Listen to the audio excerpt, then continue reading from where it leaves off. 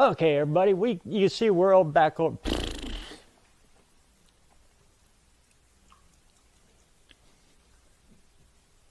Okay, everybody, you see we're back here over to my dad's shop, and that's right, B&B rats. And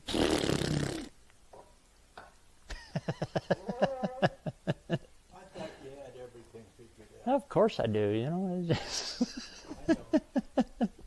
Black, black, black, black, black.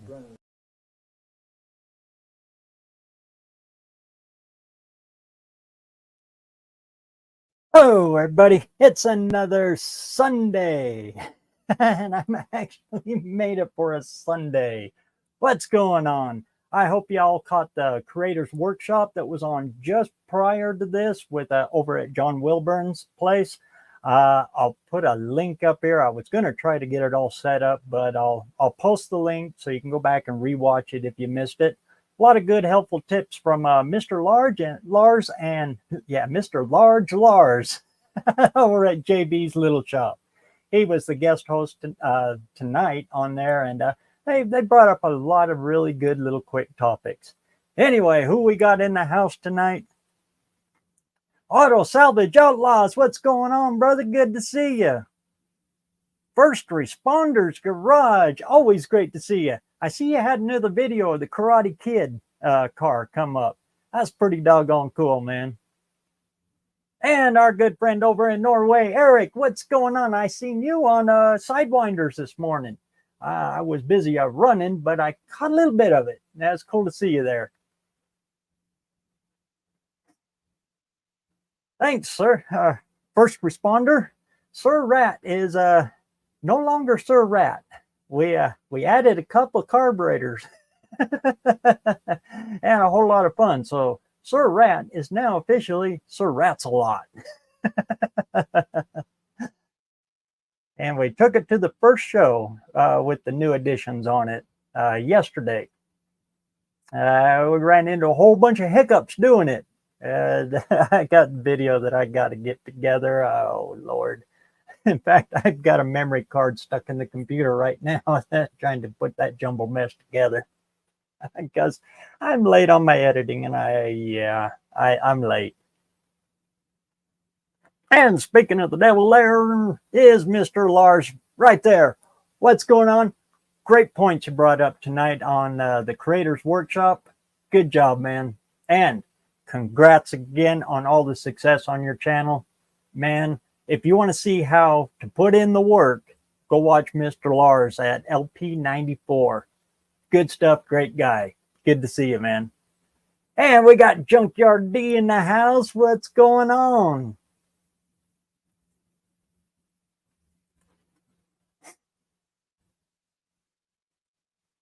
Sir Rats-a-Lot. It just came. Yep, that'll work. That's a pretty good show. It's a tiny, tiny little town that we took it to. Little town of Taylor, Idaho. It's another town like the one that I grew up in. There's not even a population sign out front. You just got to kind of know where that place is. Had a pretty good turnout, though, and surprisingly, I ran into another YouTube channel. You see my community post that I just put up there? And he told me to come over. He wants to do an interview with us and do a video like that with us. But I sat down and I said, okay, I'm going to check out your channel. I'll be dadgum. That video that I shared out there, that's my nephew.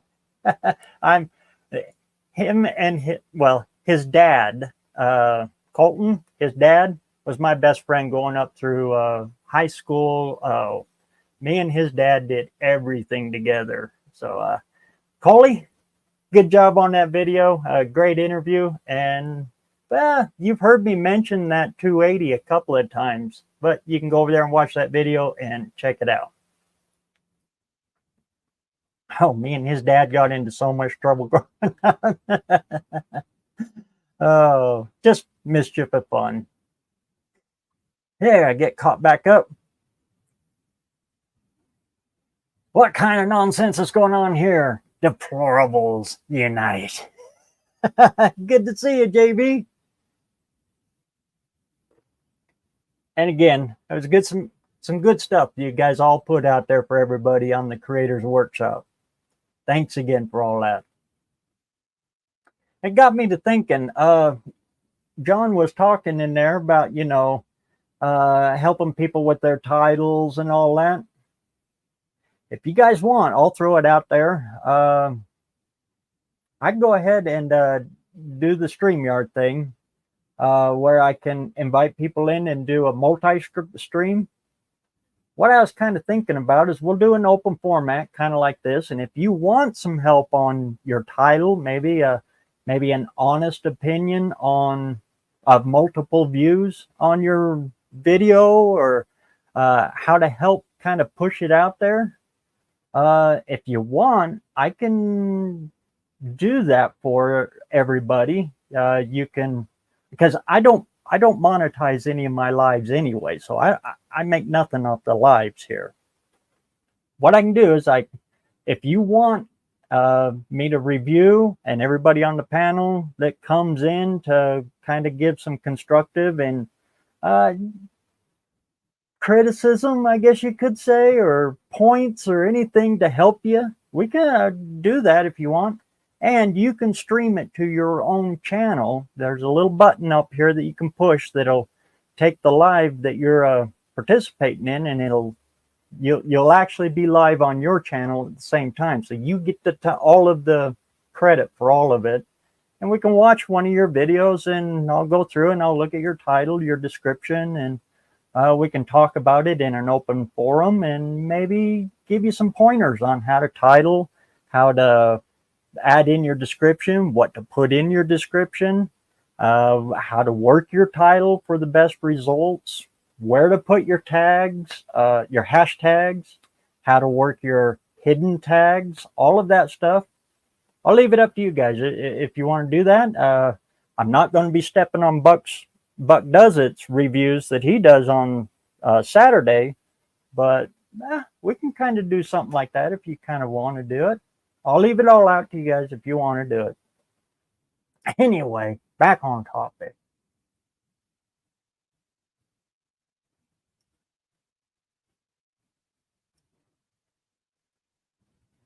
Packing up and moving, huh? Oh, that's always fun. Oh, I dreaded those days.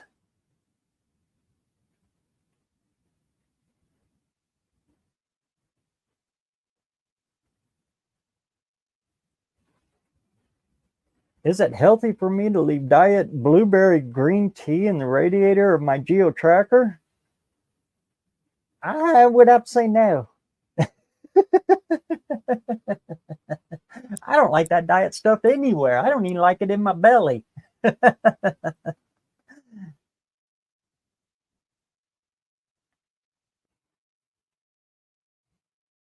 Hot Rod Guy's Garage. Great to see you, man.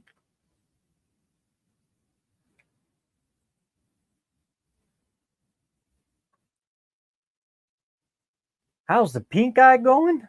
I warned you about kissing. That's a good one. I seen that video and I was, what the heck?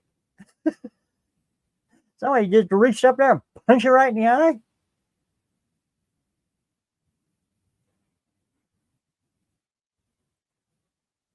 That's cool, JB.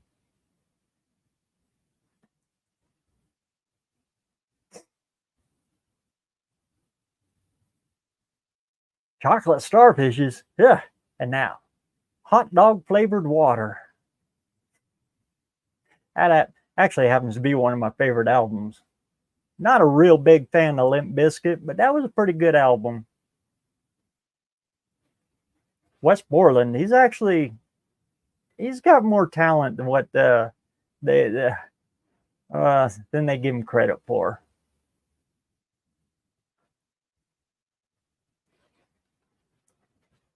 Diet, yeah, oof. I can't, oof, yeah. I figured all that artificial sugar could kill you faster than straight sugar will, but that's just me. That's not medical advice in any sort of way.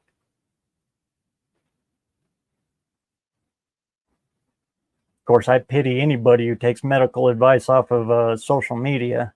Yeah, they have doctors for a reason.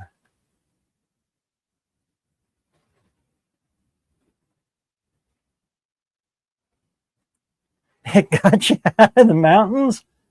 Uh-oh, sounds like there's more to this little trip up to Blackfoot Reservoir than you was letting on to.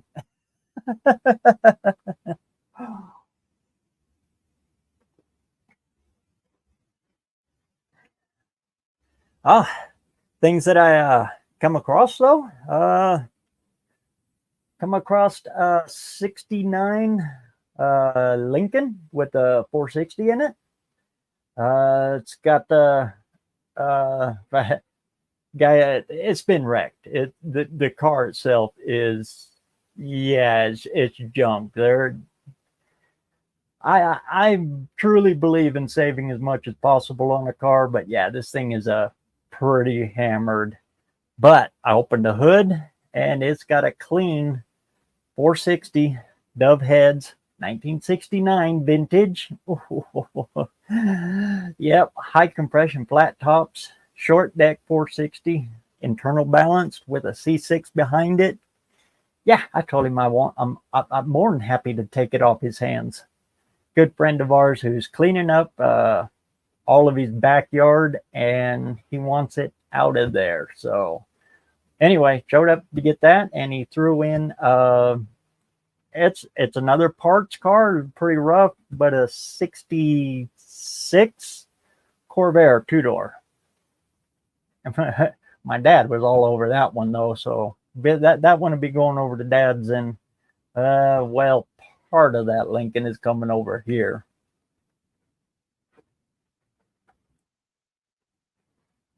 I'm just going to pull the motor, transmission, and the column, and the steering box, column, motor, transmission, and scrap the rest of the car, because it, like I said, it is hammered. It got bumped pretty good, and well, they parked it under a good sized tree and just let it set for years. And then he picked it up because he was going to use the motor and transmission in one of his Mustangs. But he's getting to the age where, yeah, big projects like that, like a total build, he just doesn't want to do any more of them. Oh, and half of a 66 Mustang coupe. Part of the deal was we had to get that out of there with it. It's the car that he cut, the back part of the last big build that he did. He made a coupe into a fastback. So he cut the car in half and put it fastback back end onto a Mustang.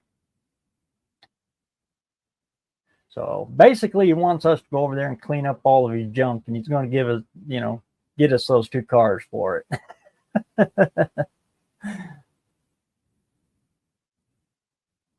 And a 69 Lincoln Mark III, yeah, it's going to be a fun one to get out of the hole where it's at. But it's got dove heads on it, and actually it doesn't have a whole lot of mileage on it before it took a pretty good hit in the front end.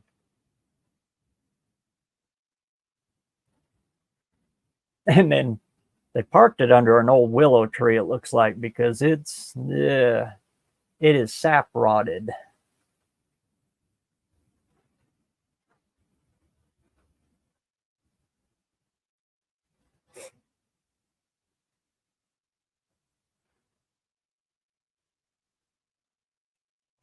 Leftover coffee saved the Durango from going up in flames. I don't think it's an OSHA approved fire extinguisher, but heck, when it comes to that time, yeah, whatever works, works.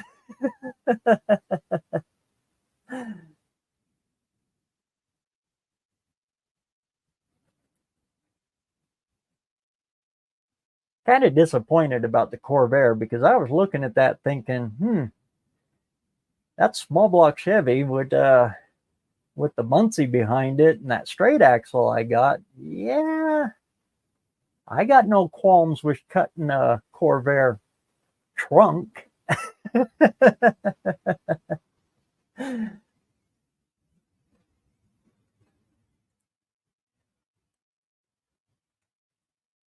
You're going to post a short from the snake hunt? Sweet.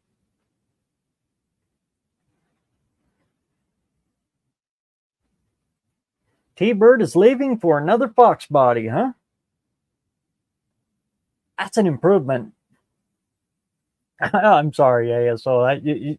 We've talked about that before. That's just kind of, that T-Bird is that was kind of a tough year for Thunderbird. That was the in-between years from when they went really big to when they were downsizing them, kind of the middle year. They were kind of funny looking. But they all were in those years. Ford, Chevy, Mopar, 79, 80, 81, they all got kind of freaky. Oh, and then you seen in my community page, if you did, the guy that bought my dad's trike. I think I titled that "How to Make a Citation Cool."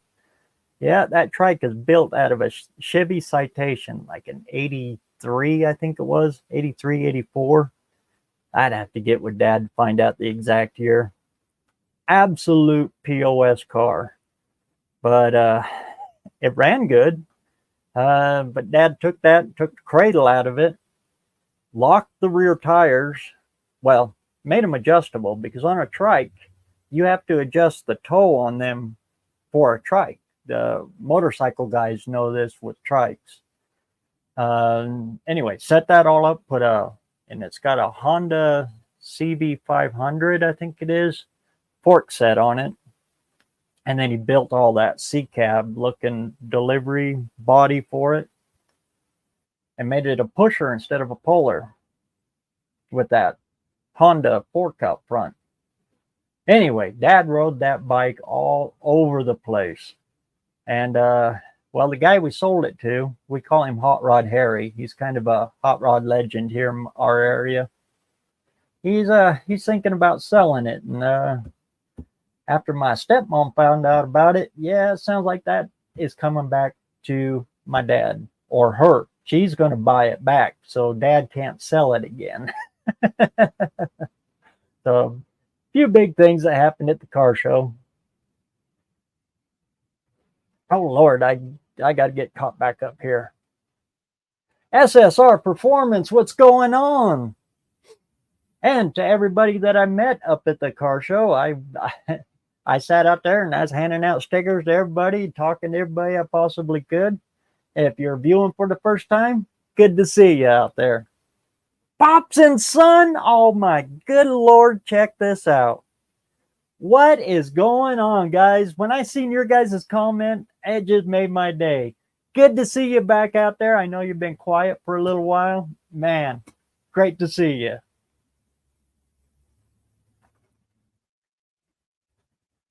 Big Mike's Hoopty Barn. That was a heck of an auction you guys went to.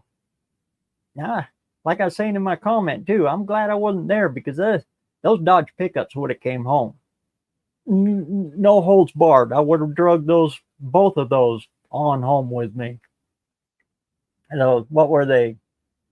One would look like a 36, 37. The other one looked like a 40.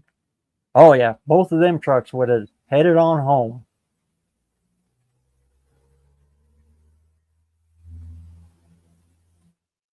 Sweet, Sons of Pop. Look forward to it, man. Everybody go check out their channel, see what they got. I know they've been quiet for a little while, but go back through their catalog and watch some of the cool stuff they've done. You guys remind me of me and my dad. That just, well, peas and taters right there.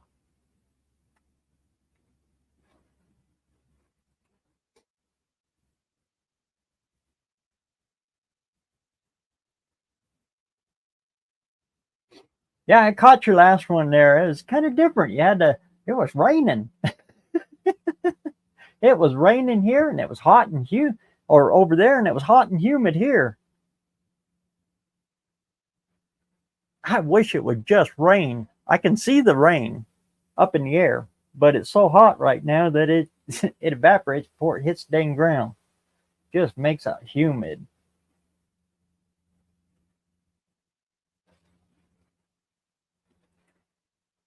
Indirect connections. What's going on, man? Oh, you guys are going to be up in Spokane this next week. I just found out that the wife's dad is going to be a little late. We were going to try to coordinate because we're going up Coeur d'Alene when he gets here. He just retired and hung up the rat race, and he's decided to come up from California finally up here to the big old state of Idaho. And on the way through, he's going to pass up, see us, and then go up and see the rest of the family at Coeur d'Alene. But he's going to be a week late, so I think we're going to miss you guys up there. But if anything, if all the stars align, well, I'll see you over in the No Name Nationals in Missouri.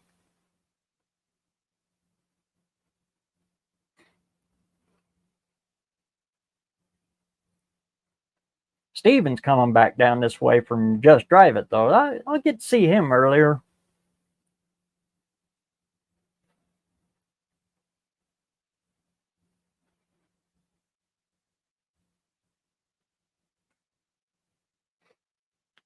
Hey, John, great to see you, man. That was a good creators workshop you had going there. And like I said, I don't care, roll it on as long as you can possibly can. Just help as many of these guys make their 500 as possible. And, you know, they're good, helpful tips for everybody. Mr. Lars's tip on the YouTube Studio AI generator tips and tricks things, I didn't even know that one existed.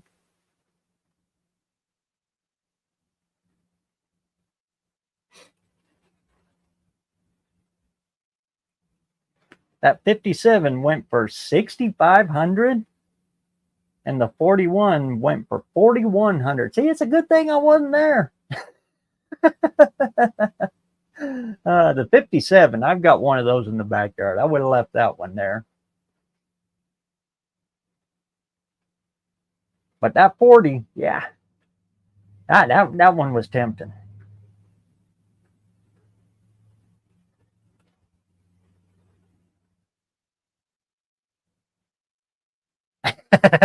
You have 1 year to use that Lincoln motor. I'll rescue it.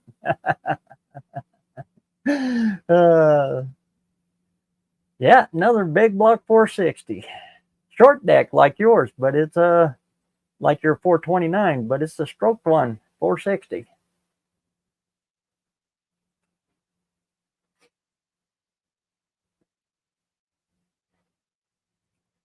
Jim's, if it ain't broke, fix it. Stopped in to say hi. What's going on, man? Great to see you.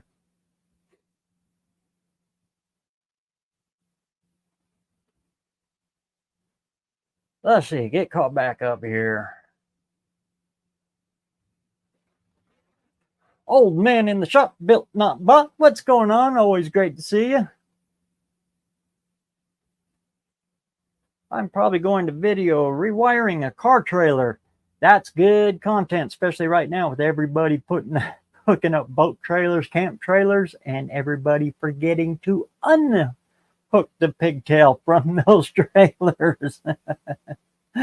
Oh, good content right there.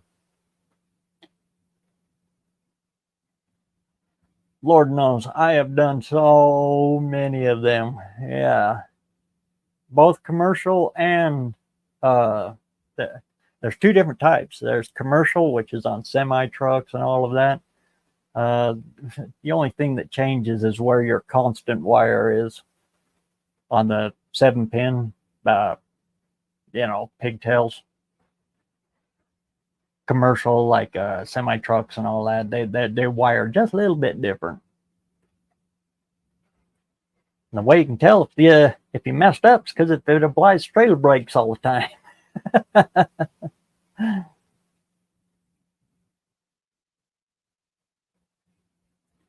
course, most people nowadays, they just rely on the Harbor Freight magnetics with the flat pin.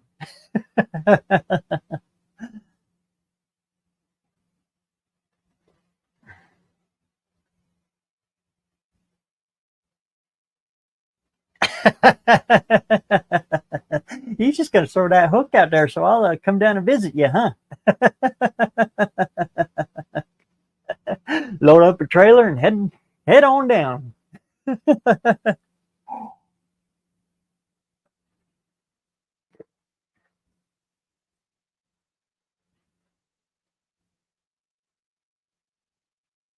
Yep. Round pin to flat RV. Every pigtail I wire up too for myself, I always run a charge wire back.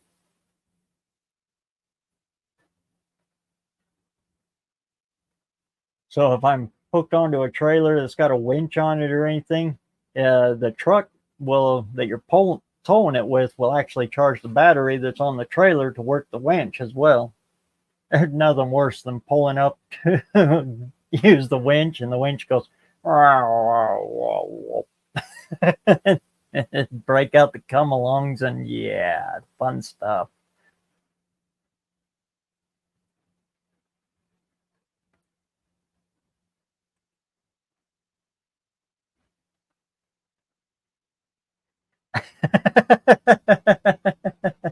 Just like I told you, man. There's a reason that motorhome is parked right alongside the shop. That's our guest house. Thanks, brother Hoop. I sure do appreciate it. Tell Mama Hoop that Beryl says hi, and so is everybody. But you got to make sure blister's still working.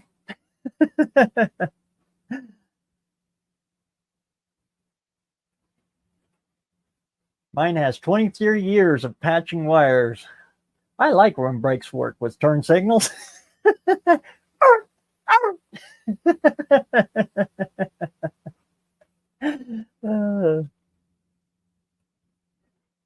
Yep, been there, done that.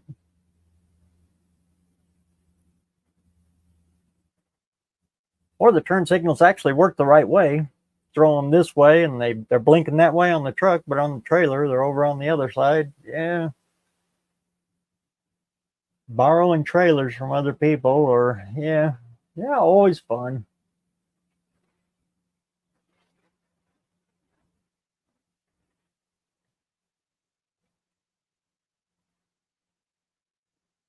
Have to do my trailer wiring. Drove to the track Friday night with the park lights on, the car for tail lights.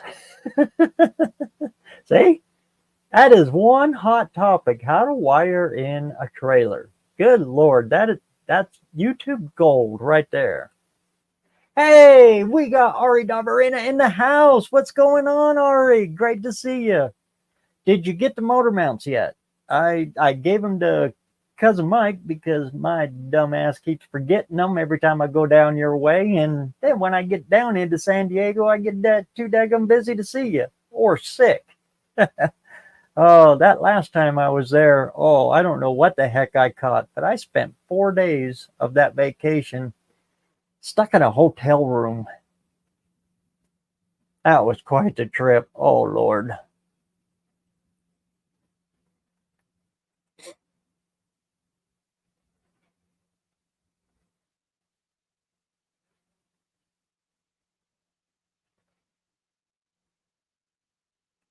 Oh, sweet, man. I'll check out the video. Here lately, I've been over to Dad's quite a bit trying to get a Sriracha up and going. We busting hard for the show, and well, let's just say points distributors rule. Why? They might not be the best.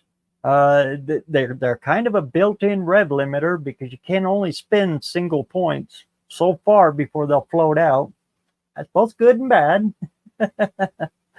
They're a lighter spark, so you can't get too radical with them. But I'll be dadgum if they don't just work all the time. Sneak peek, because I give everything away.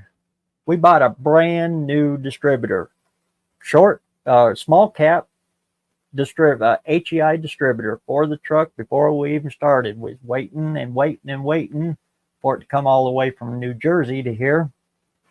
Stuck that distributor down in the hole, fit perfectly. Looks really good on it. And here's the amazing thing. The wires that came with that distributor are made in the USA. It's got made in the USA parts on it. So I had a lot of hope. Stuck it down in there, got everything ready, got everything hooked up, fired the truck up, and it sounded like I had a blower on it. It was going vroom, vroom, vroom, vroom. And I looked at the window because Dad was sitting in it starting it while I was going to adjust the timing, get it, to set so it would idle so we could put the timing light on it. Looked at him like, what the hell are you doing? And it's going whoom, whoom, like I said, like I had a blower surge. They're like, what the heck? And then it quit and it started to idle down. It wasn't idling quite right. I was thinking, okay, timing's a little off. So we getting around to where it got to get warmed up enough we could set the timing, and we heard the dreaded noise. Pop. And the smell of rotten eggs. And then they just kind of fluttered out. Everybody who's heard that knows exactly what that is. Blew the ignition module.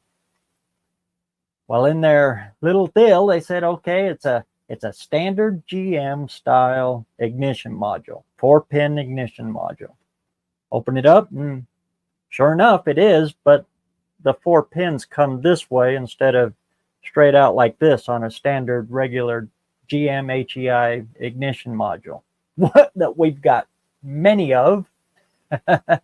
So, okay, run down to O'Reilly, see if we can order another one.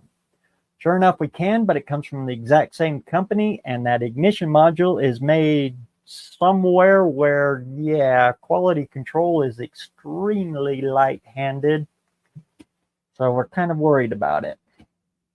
And it's the only one we can get that fits down inside of the distributor without modifying it or just saying the hell with it, sending the whole thing back and just running the points in it, which is probably what we're going to do. And then I ran into another guy at the car show who he's got a little 302 with a tunnel ram. And from the exact same company, he bought the exact same distributor. And sure enough, as he fires that thing up, it sounds like it's got a blower in it too. It's got the whum, whum, whum, whum until it warms up. And then it'll level out. And I said, oh, you better buy those modules in bulk, because that's what's going on there. That module is about to go. Had it in a little tea bucket.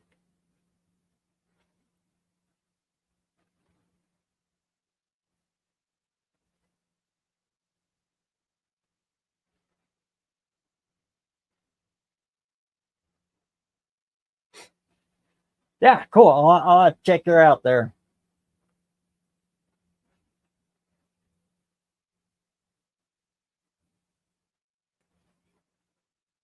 You run your trailer lights through your race car tail lights, or your trailer lights through it. That's pretty cool. I used to do that with cars that like for motorhomes and that they use the tow dolly type thing. Used to run them, put another pigtail up in front of the car so it'll feed through, and the turn signals on the tow car are the tail lights are all wired to the trailer lights of the tow vehicle. Used to do that a few times.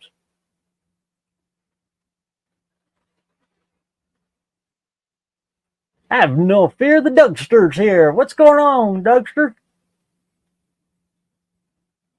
Get caught up here. I get you yakking in the loose track in the chat there.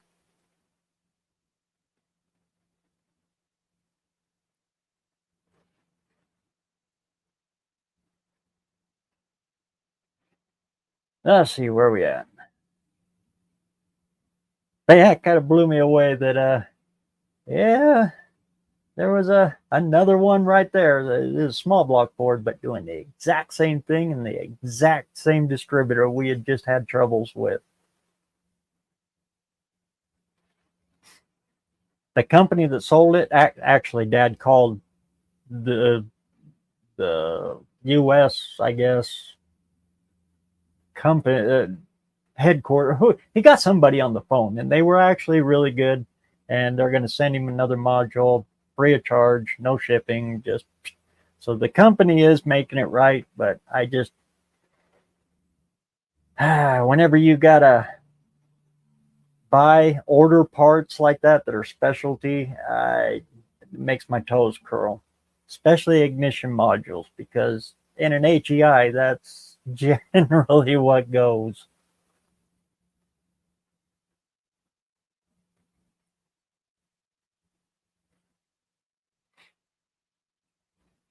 Ford also had problems with the modules.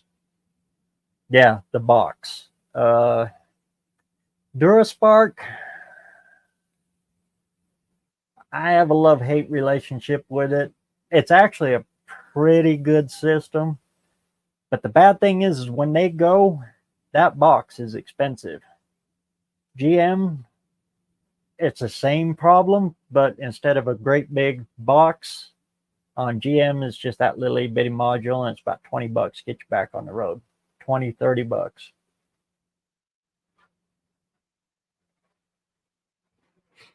With the GM style distributor, yeah.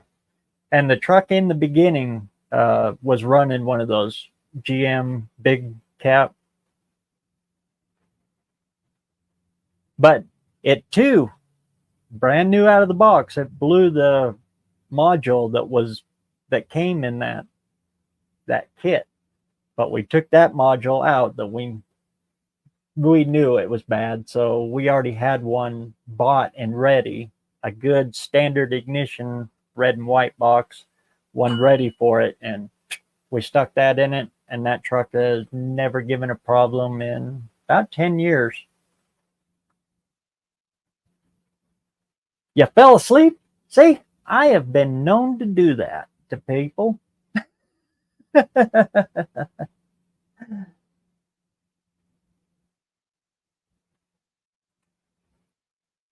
Is it the Y block again? No, but I did find out last week. Do you remember me talking about the problems was having with that distributor, trying to make FE points and condensers work in a 385 series distributor? Y blocks are the same as a 385 series. So we took the guts out of my Y block and stuck them, the points and condenser, took those out and stuck them in the 385 series distributor, and boom, it's running just fine. Vacuum advance works now, everything.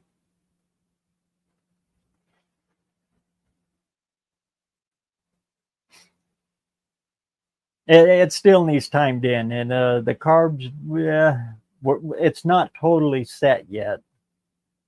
It was set enough to make it to the show and back home. Do you know anybody who wants brake pads for a 2001 Thunderbird? I'm still trying to find them a home. 2001, ugh, that's a whole lot of new for me. I don't, man. But anybody in here, if you need a set, get a hold of Max Wedge Dick Nastardly. He's desperate to get these brake shoes a home.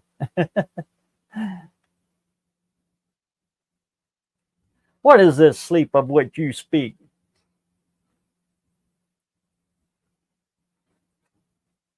Got back from the river and was so give out I fell asleep.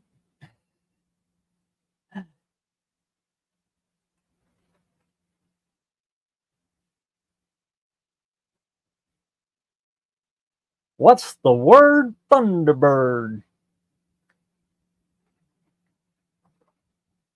Because the bird is always the word.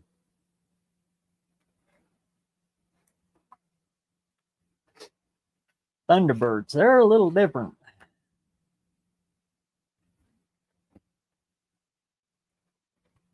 The little birds, the first generation ones, just absolutely adore them little itty bitty little things, little two-seaters.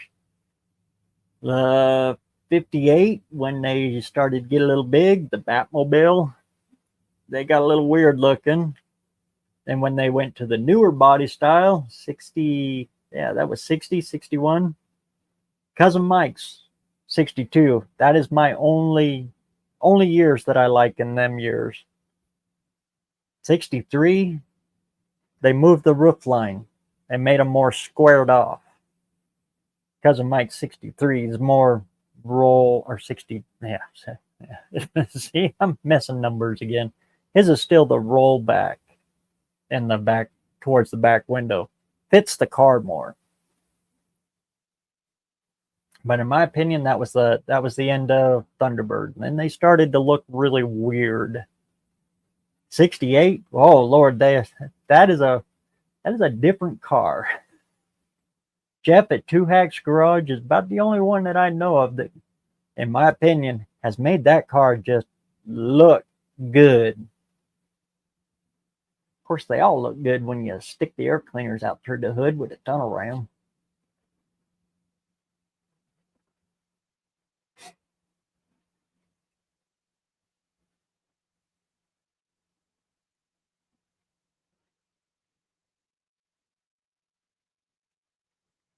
$50 ceramic ones, huh?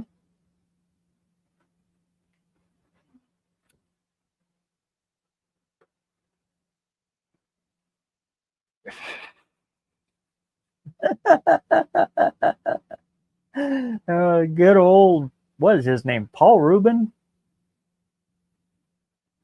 He played out that character for a long old time. I remember his original stand-up as Pee Wee Herman. It was a little bit different than the kiddie version. Heck, that was back when he was he'd pop in and out of the Cheech and Chong movies too.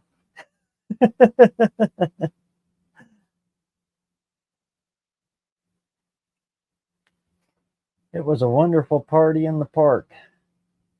The 2024 vintage Thunderbird, wine wrapped in a paper bag, was wonderful.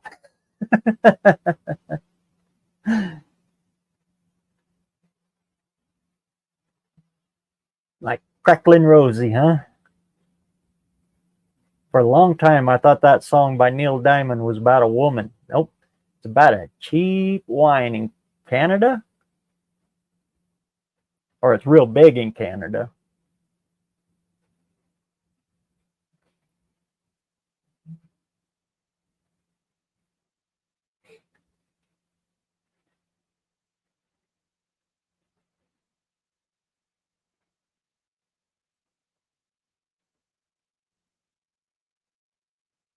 He was hilarious as adult Pee Wee Playhouse.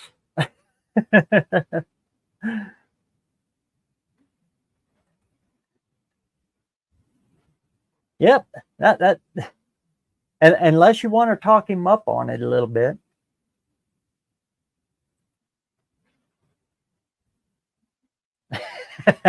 You got it there, Ari. Oh.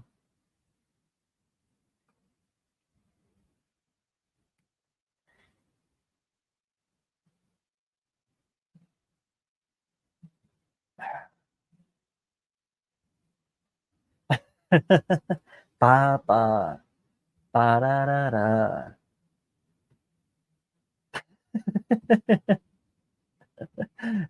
Now it's going to be stuck in my head for days. See what you did, or I did. Ah.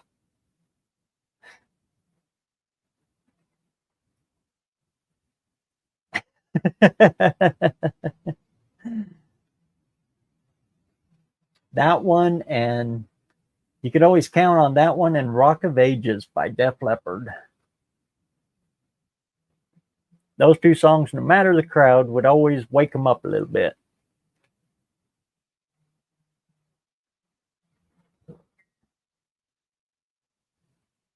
Hey, what's going on? Good to see you. I just remembered today is Sunday. I'll sit in if you don't mind. No problem. Come on in. Good to see you back at it again.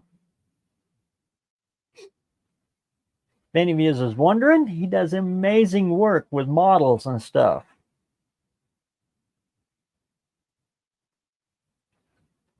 And like any of my Sunday lives, it's free and open. Anybody want to come on in? Come on in. Just hit that little button. Make sure you mute your any YouTube tabs that might be open. Otherwise, we get the wild echo feed.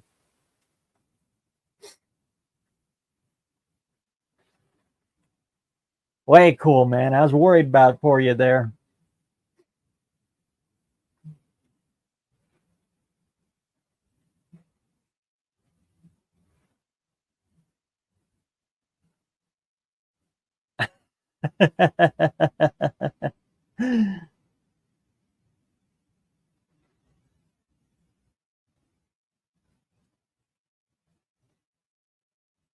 Yeah, if anybody wants to climb on in, climb on in. We'll talk about anything or anything.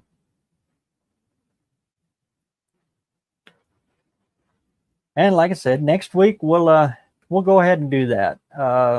Any of you want any channel advice or anything like that? Go ahead and pop on in. We'll pop up one of your videos. I'll take a look at it, put it out to an open panel. We'll try to figure out a good title for you. Maybe, give you some friendly advice and hints and suggestions. How to fill out your descriptions, how to pack your description full of as many keywords as you can possibly think of that might help push your video out there a little bit.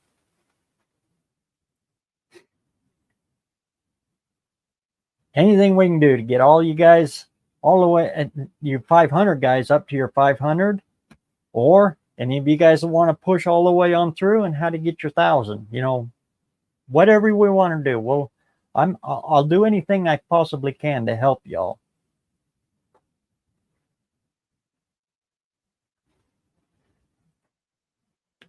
Is this where all the cool kids are? I don't know about that, but in here, but there's a whole bunch of them in the chat there.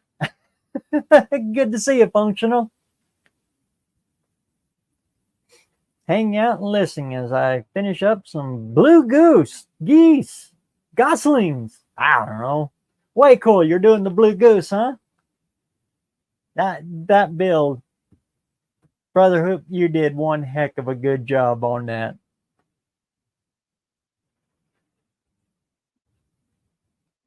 Oh, you're going to go off to shower so Mama doesn't make you sleep in the barn, huh? No problem. Good to see you this week. And looking forward to the videos you got coming up. I'm sure it's hay hauling and stuff like that, though. That makes me tired just watching you work, man. But I'm watching. Good to see you, Brother Hoop.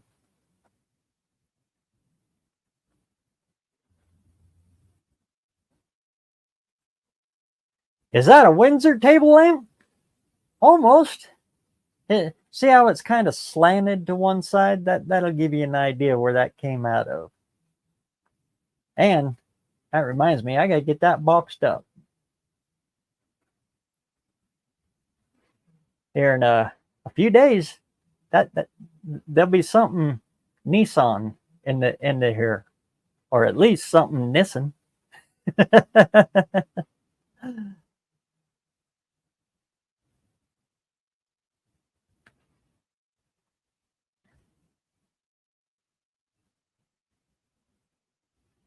I did a couple of more for Mike, actually. Then I got a run of Cleveland.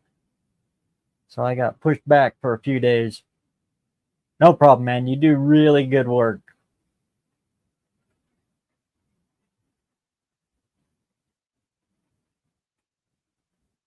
Actually, you're back on the Green Goblin, huh? Oh, that's good, because that farm work makes me tired.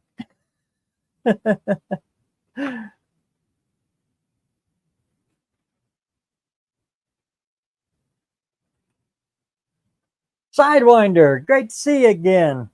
Like I was saying earlier, I caught a little bit of your show this earlier, but I was busy running. Mr. Terry Grover, good stuff, man. I've been watching your son's videos, his updates and stuff.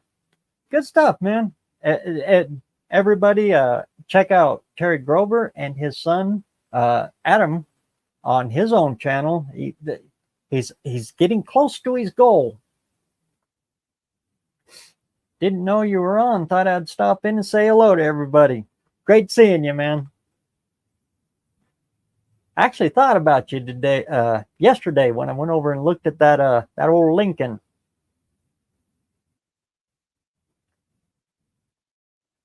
And sure enough, another short deck, internal balanced 69 vintage, 460 coming back home. People ask why I play with so many Fords. Well, it's because it's the only ones I can catch. That my little bitty wallet can wrap around. That is Fords.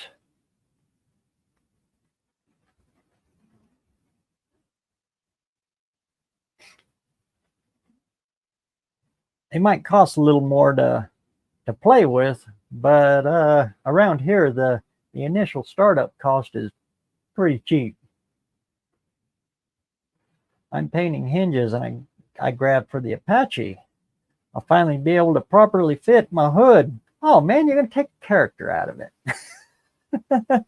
Are they the OEM ones or are they those LMC cheaper ones?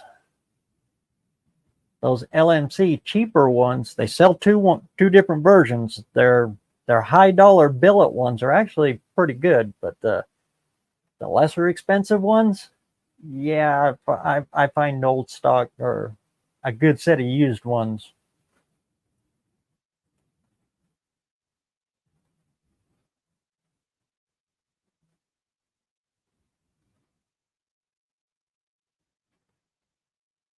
We've had a lot of fitment issues with their they look like the stock hinges, but well, they are not.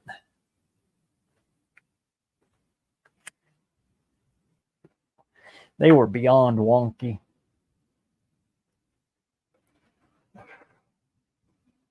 Master Clint's Street Machine. What's going on, man? Great to see you. How's the brat pink coming? Hopefully a lot better than my 58. One of these days, I got to stop shifting gears on that car and just stick to the plan. Because now it seems like, or it looks like, that 58 might be powered with a small block Chevy.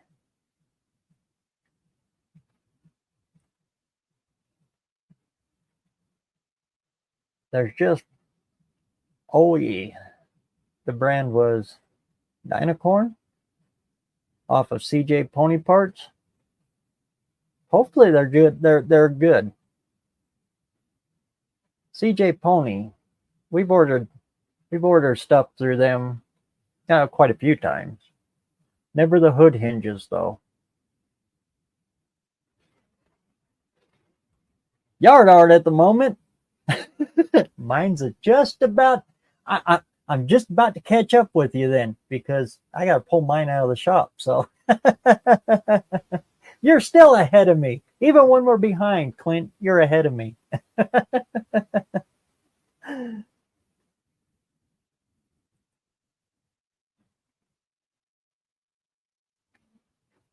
Let me know if you figure that out. I can never stick to a plan either. Oh, Lord, I hear you.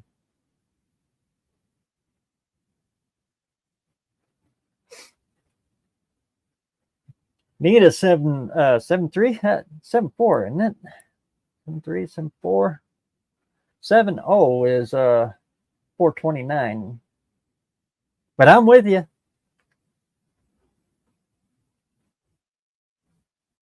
And it's funny too because well, I don't have quite enough left over from the build fund to do the heads to put the tunnel ramp on for the big block for the 58. So I decided to let Dad use it on Sir Rat, which turned into Sir Rats a lot now. So I'm letting him use my tunnel ramp for that. Well, lo and behold, yesterday I come across the heads that would have just made this all work on mine. Isn't that the way things always work? I've looked for years and years and years for a set of Dove C heads. And now I get a set that's just right there in front of me. All I got to do is go 6 miles down the road and grab the pair that I have been looking for probably 20 years. That's just the way the world works. Murphy will get you.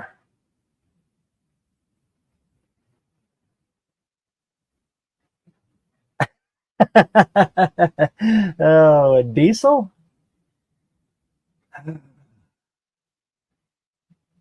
I cannot bring myself to put a diesel motor in a car. I'm one of those people. I have plenty of classic trucks that I'd do it to, quite a few of them. But in a car, that just never ever sat well with me. I've seen some that are very tastefully done. Seen some that are done very well. But every time I fire them up or I hear them fire up, it brings me back to the early '80s when my grandma bought it was one of those 4-cylinder diesel Oldsmobile Cutlass Sierra. It was like an 84, 83, 84 Oldsmobile Cutlass Sierra front-wheel drive diesel. Yeah, one of those ones that you got to stomp it to the floor and wait 6 days to get it to roll through the intersection. That just clicks into my head every time I hear a diesel motor fire up inside of a car, even though it's gotten way better since then. But in a pickup, oh yeah, if I had one, you betcha.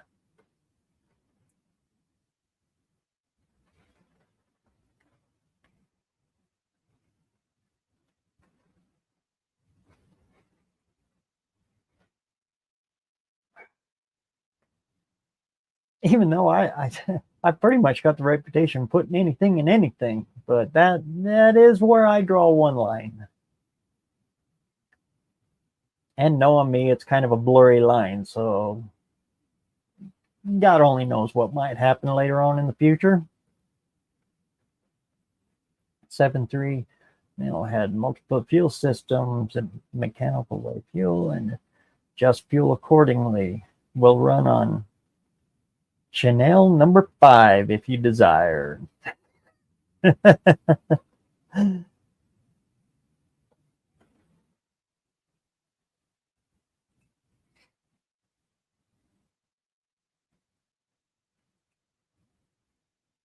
My brother had one of those old Oldsmobile diesel half-ton trucks. Yep. Neat old truck, but yeah, you got to plan ahead as you stomp it down to the floor. A diesel motor back then, especially those ones. I had one out of a Cadillac too. Cadillac Coupe Seville. The old notchback, weird looking Cadillac with the automatic transverse front wheel drive. Yeah, with that Oldsmobile diesel in it. They use the same diesel in the trucks and everything. Suburbans. Like you said, good truck, but you really had to plan ahead as you accelerated. I would play with VW diesel in late 70s, early 80s Mercedes diesels. Those Mercedes ones are pretty rock solid, especially you can go even farther back with Mercedes too. I like the old mechanical injection Mercedes diesels.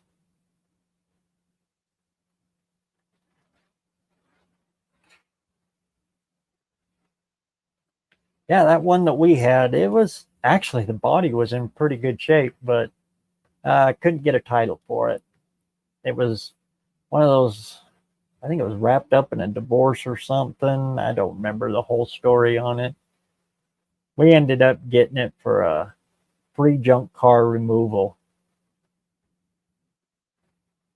Had a brand new rebuilt, or no, brand new crate. Oldsmobile diesel engine on it, because it blew the original one in the car blew the head gaskets. That was the most common thing for them. They just put another GM crate in it and only had a few miles on it before the whole thing went down. So we ended up stripping that car. We took the body off the frame because we was going to use the chassis for something. And Dad ran it over with the monster truck. Somewhere we got a picture of the body of that old Seville and a 4-door Impala, 76, 74 Impala, one of the big old boat Impalas, and Dad's up on top of them.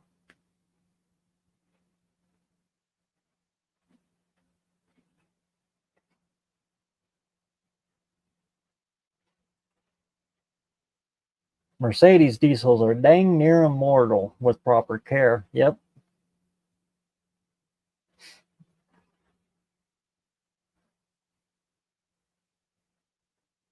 No more, no less. 25.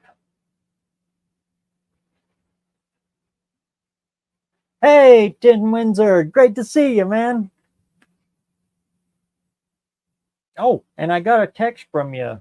I noticed it yesterday, but it's a really old text.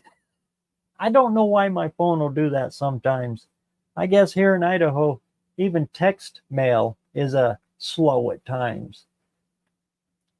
Sometimes it'll take a week or 3-4 days for me to get a text message. Even from cousin Mike, who lives just 6 miles from me, if that, 5-6 miles from me. He'll come over to the shop and we'll be standing right close to each other, and I'll get a blip. Oh, I got a text message, and I'll pull it up, and it's a text that he sent me like 3 days ago.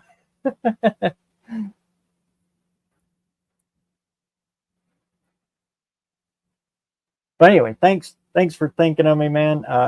Actually got it taken care of now for that spindle.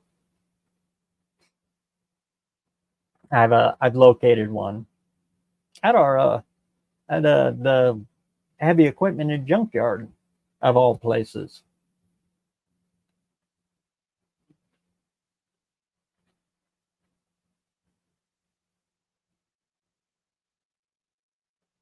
$25 miles per gallon. Yeah, I figured that's what you meant. But heavens, through the 80s, 25 miles per gallon, that was pretty good.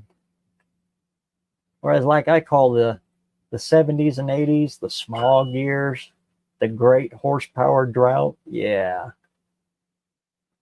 But in my opinion, the 70s and 80s was the golden age of hot rodders, because you couldn't go to the dealership and buy a hot rod. Good luck. Good Lord. A big block Ford went from almost 500 horsepower from the factory to barely 200 horsepower. Yeah, they neutered them things right down to nothing. But if you knew the tricks, and they were simple little tricks, you could uncap that and bring it right back where it needed to be. So it eliminated all the buy erasers. The 70s and 80s were actually pretty good times for hot rodding.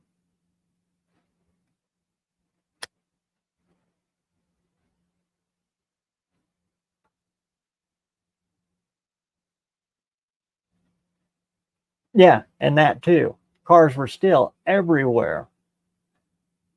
And it was before eBay and all of that stuff, nationwide, now worldwide. So the prices were actually pretty affordable, even with the low wages back then.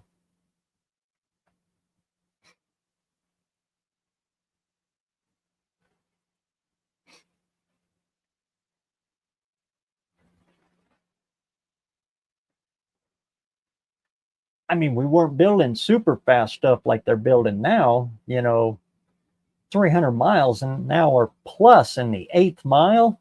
Holy cow. Yeah, we weren't even dreaming of those kind of numbers back then, but we were having a lot of fun, with what we had. I don't know what the 8th mile record was back then. Everything was quarter, based on the quarter mile.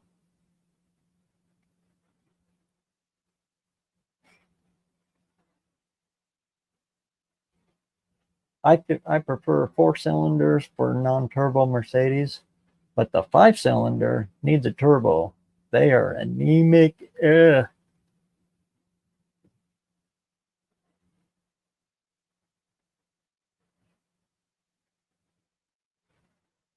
It's 2:30 in the morning up there? Holy cow. Found yourself sleeping again. I would too, brother. I sure do thank you for hanging in there, though, man.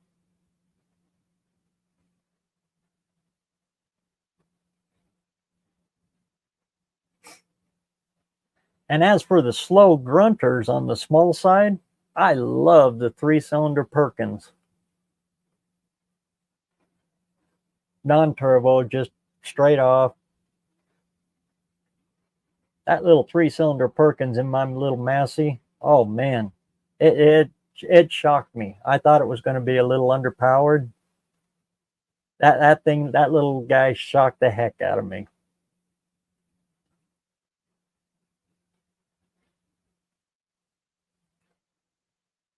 11-second quarter was stupid fast streetcar back then. That it was. I mean, if you were in the 13s in the quarter, you had street cred.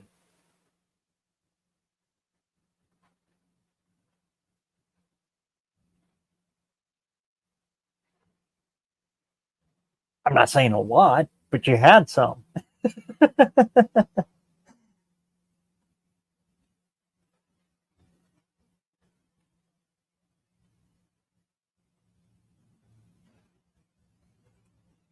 First car was a 68 Camaro for $350. I was washing dishes after school. That's right. They were pert near everywhere back then. And they didn't have the allure like they do now. And especially if it was a 6-cylinder. Those 6-cylinder Camaros, Mustangs, first gen Mustangs, oh, nobody wanted them. Novas. That was, in fact, the Nova was the first car that I seen flip. By flip, I mean the ones you could pick up for a couple $100. That I'm talking, 6-cylinder, nothing special Novas. I remember about, well, I say a couple $100, about $500. You could pick one up, still running, needed work, but still running, about $500. And when I, about the time I turned 21 is when they went boom and all of a sudden started to hit. Then, of course, after Street Outlaws broke, man, now you can't, even a 4-door 6-cylinder Nova is worth money now. But that's the first car I remember seeing flip around in prices like that, the quickest. Then it was the square body, and I still don't really understand that one. I'm sorry to everybody who loves the square body, but yeah, that is one that I never liked. That was the one that I used to buy to pull the cabin bed off of and put a 72 down version on. And honestly, I still do it.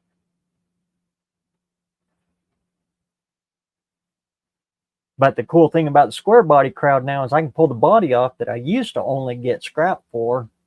Now people are buying those bodies up and helping me fund the rest of the swap. So it works both ways, I guess. Motorcycles, dirt bikes, snowmobiles. Yep. John Force crashed doing 300 miles per hour. Yeah, he split the lanes and come back around and smack that wall good and hard.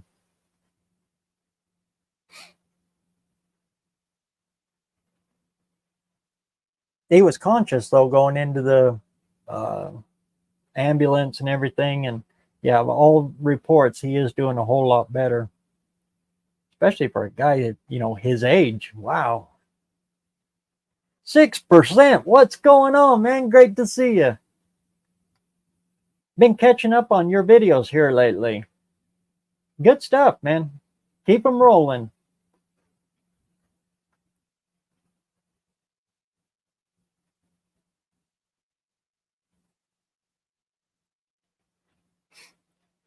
The last one I just watched is when you cut that little Honda.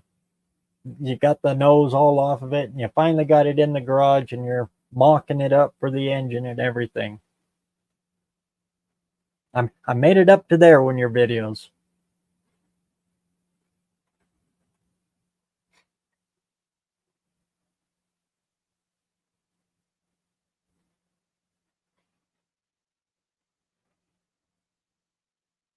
I remember about 1990 when a 71 Cuda went from 60 grand to Barrett Jackson, and muscle cars shot up like crazy. Yep. And the 71 Cuda, that one was always up there. Of course, 60 grand in 1990, that was no laughing amount of money.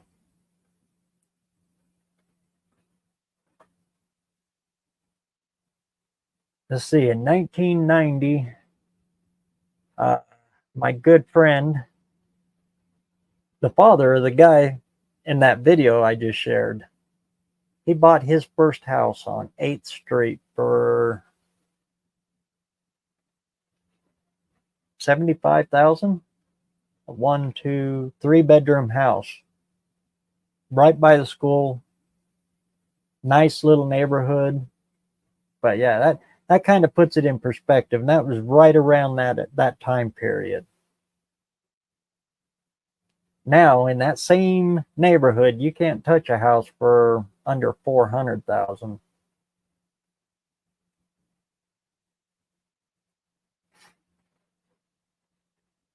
Johnny C, what's going on? 67 Camaro, straight 6 manual, $500. Yep.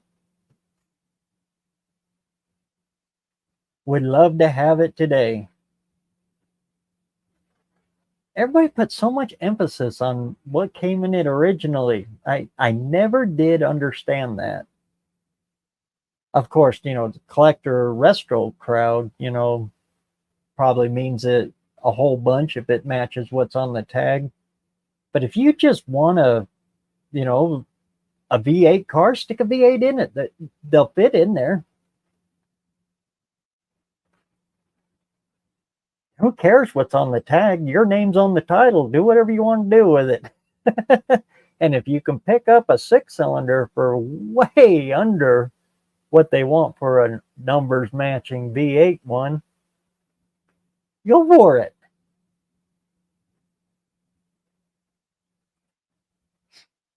Never did get that overly involved with the numbers matching stuff, especially when I found out what that all actually means. Whew. I wonder if you could even find a 6-cylinder Camaro anymore. They were all junked or swapped, I suspect. Yeah, first gen stuff. Yeah. Camaro, Mustang, you can throw a lot in there. Barracuda.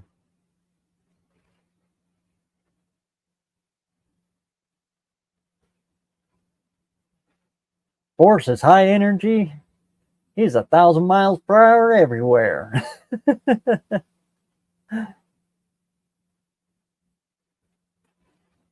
Yeah, back then, it really didn't matter much. You know, nobody really harped on you for doing it. In fact, they appreciated you doing it. Nowadays, people are just really too wound tight on that kind of stuff. And the build cheats. Oh, good Lord.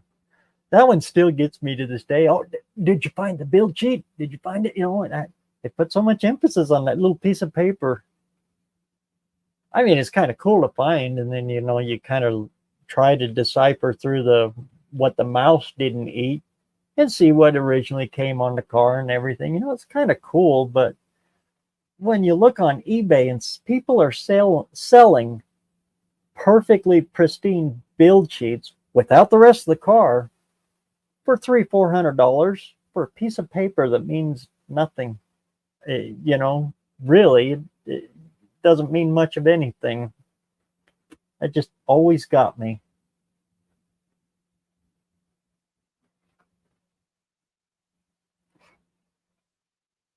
I still have what's left of the build sheet out of that 68 Merc.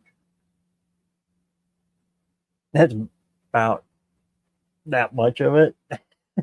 Mice did get on it a little bit.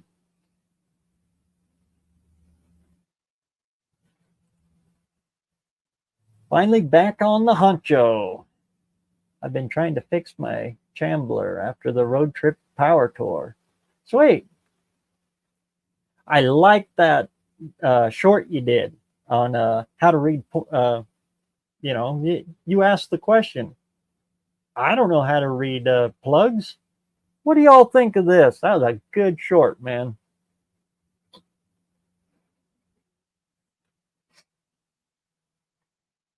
Hope it did real well for you because you titled it perfect.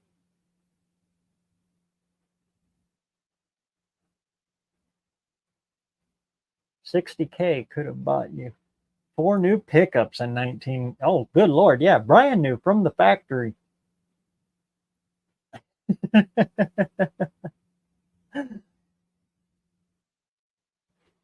I don't know if that many, but yeah, point being, yeah.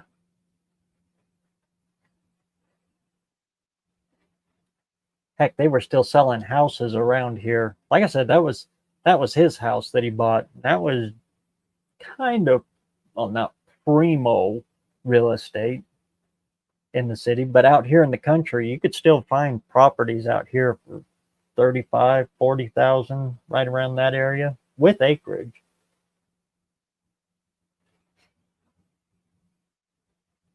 But they're generally cheaper out in the country, so that's why I didn't use that example.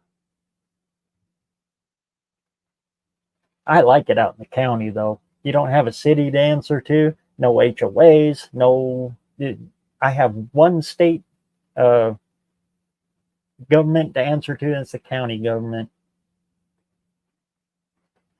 Get into a city, and oh Lord, city ordinances and city bylaws, and just a long old list of, and then throw HOA on top of that. Yeah, I stay out in the county.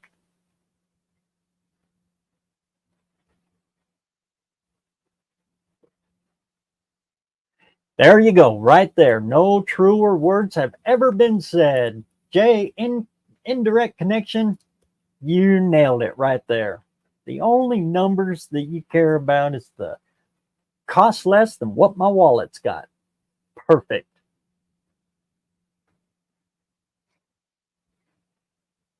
Like I say all the time, the only numbers matching that matters is the numbers that match your wallet.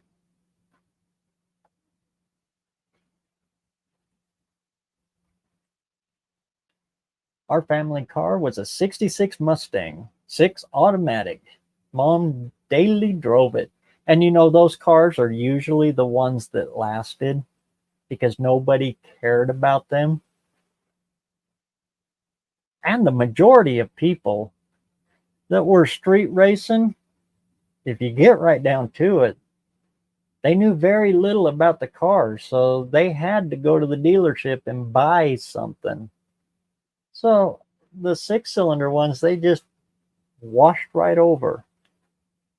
So if you get one like that, yeah, it was generally taken care of.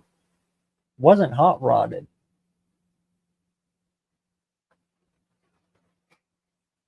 Especially when it came to pickups too. 4-wheel drive pickups. 300 Ford straight 6. Oh Lord. It's a great engine, especially for off idle torque, which is what you really want in a 4-wheel drive. if you wanted one that wasn't beat all to crap, that's the ones you looked for, was the straight six ones. And then you put whatever you wanted to put into them, but the body wasn't all tore up. They didn't lift those ones to the moon and, tear things up, tear your frame up, bend the frames. Yeah, you look for a straight six one, and then you do what you want to do with it.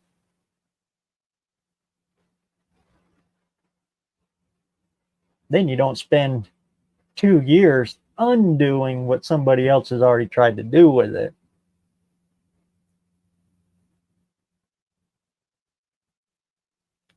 I appreciate that some people are preserving some cars as they came from the factory for future generations to learn from.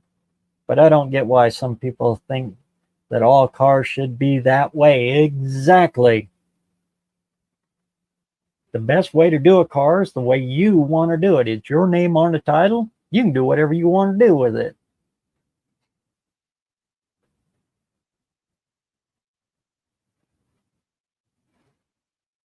And in fact, I don't like it when they're in good shape. I prefer a car that's hurt, because those ones, well, I live and die by the rat rotter's code.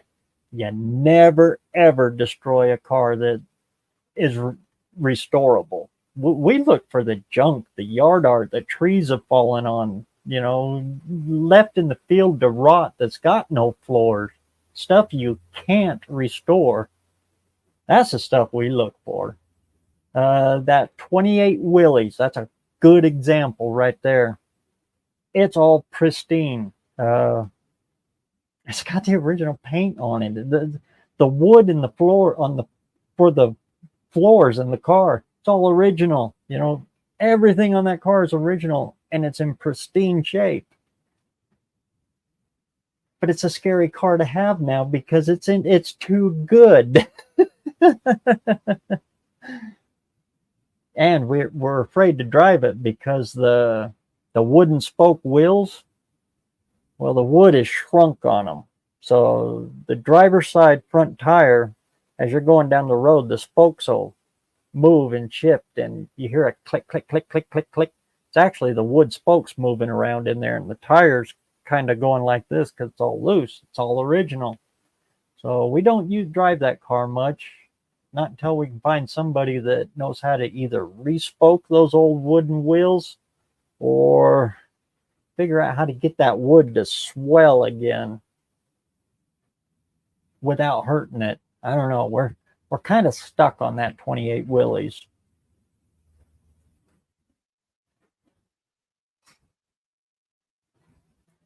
Dad told me this weekend that, yeah, when he passes away, that'll probably end up over here. And I said, no way. Even free, that car costs too much, because I'd have to build another garage or shop to put that in.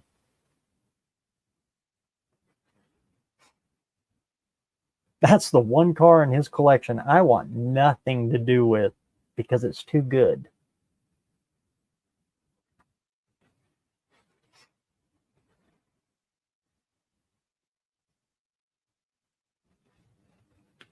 Not one modern turd made today is worth the sticker price. Oh, Lord. Yeah, and especially their special market stuff. I'm not a big fan of the Hellcat. I admit it. It's just it's they make a lot of power.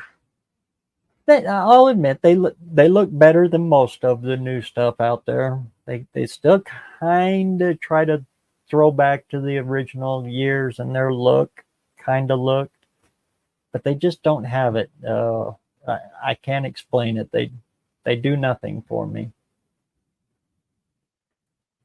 Maybe I've heard a third of it.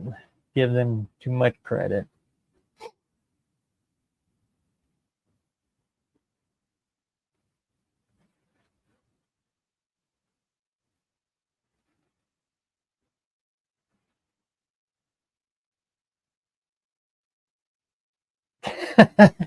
Dodge Dynasty. Yeah, that was a K car. My aunt had one. It was red. That read that the clear coat fell off of it just as it rolled out of the factory. Yeah. And then it kind of faded off to a pinkish.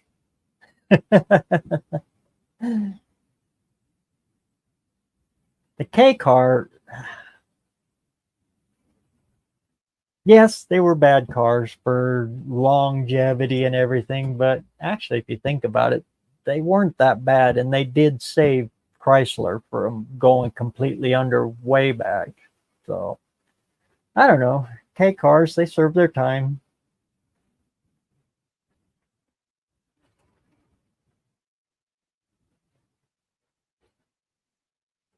Numbers matching is definitely overrated, especially when you get into this kind of work and you find out more about all that stuff. For one, there is absolutely no serial number on every single part.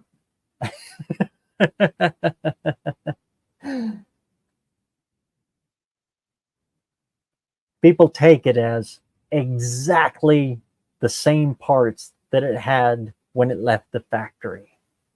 No. 99.9% of them aren't anywhere close to that.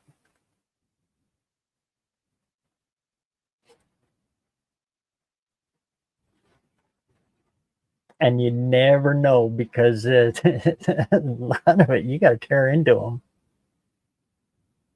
And things wore out. Even just sitting in one place with never touching the key, you'll wear them out. In fact, that's extremely hard on a car if you just park it in one place and never touch it again.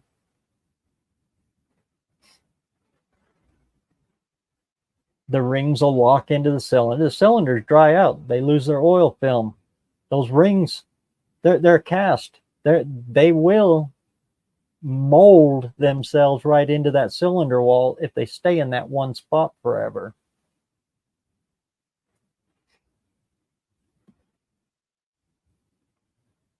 Gaskets dry out, seals dry out. You know, cars are made to be driven. And if you don't drive them, you'll almost hurt them as bad as if you overdrive them. So if you got one, drive it. Enjoy it.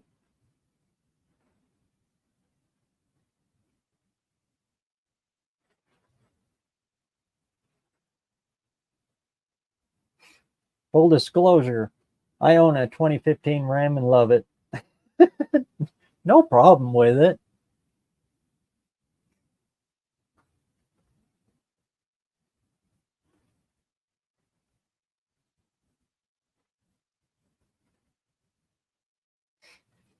And it's for that reason. Yep.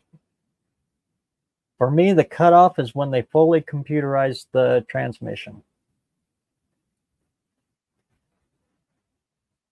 That's when they integrated everything. When the tire pressure can be a little low on one tire and it affects the way your transmission shifts. Yeah. That when they got that so integrated, yeah. I hate it. My happy place disappears. Working on cars is supposed to be fun. And chasing wire demons is not fun. And again, that's the beauty of a points distributor. One wire. How long does it take you to trace the wiring demons in a points distributor? Not very long, because you've got one wire that comes out of there.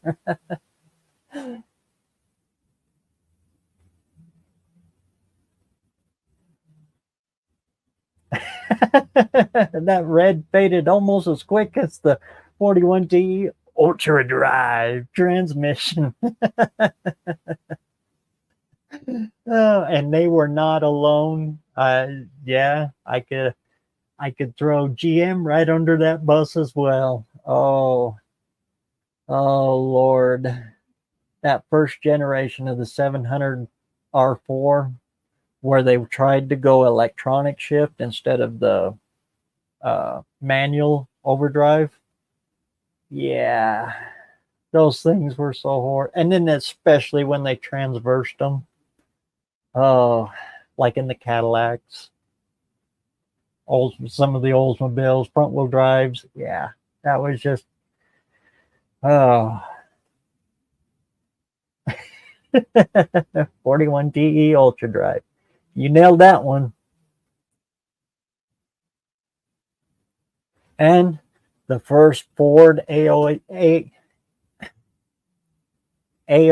transmissions that they first introduced the electronics into them. Yeah, those were not good years.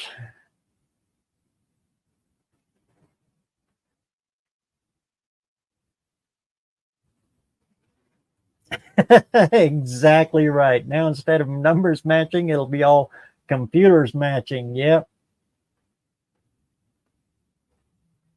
And then, oh Lord, you mix in the old mentality of how to just get stuff to make you home on top of all of that stuff.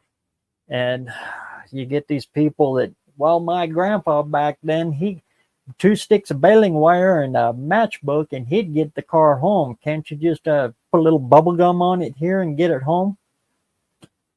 New cars you can't do that with.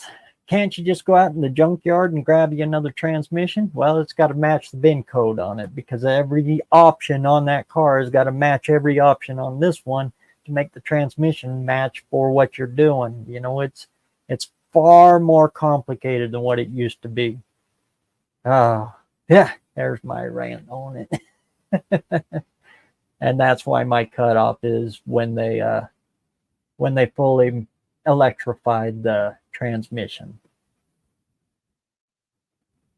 and integrated it with everything.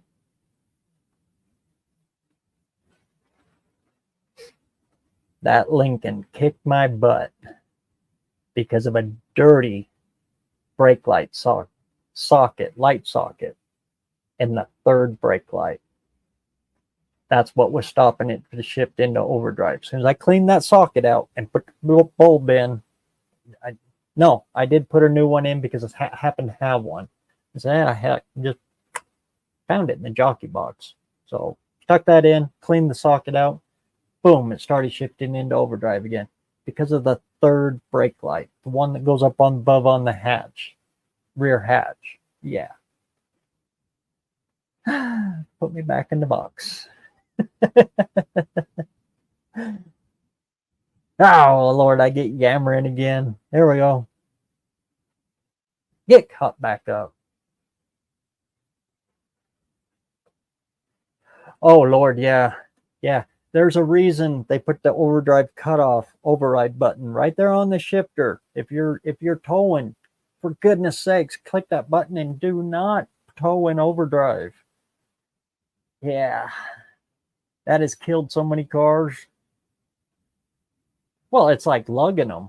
It's like having a manual transmission and driving everywhere in high gear, direct gear. Yeah, same principle. You will burn that poor little sucker right down to the ground.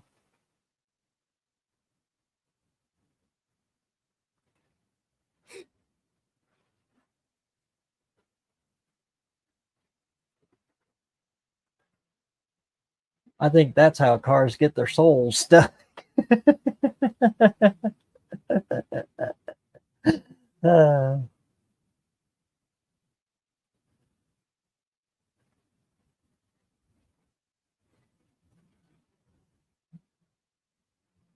Let's see, get caught back up here again.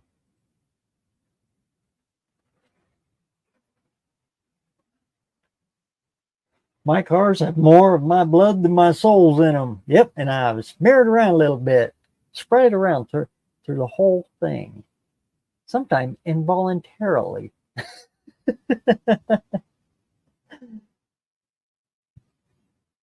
Just electronic ignition and mechanical fuel pump, and I'm good. And if you do have to go with an electric fuel pump, always a rotor. I can't recommend that enough. They're loud as heck, but at least you know it's spinning when you hear it going in the background. But those clicker styles, with the diaphragm in them. Oh, Lord.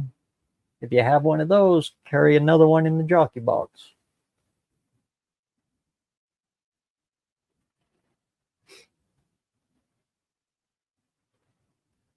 And if you're running an Edelbrock, always put a pressure regulator and a fuel gauge, pressure gauge on it up on the firewall, somewhere where you can see it.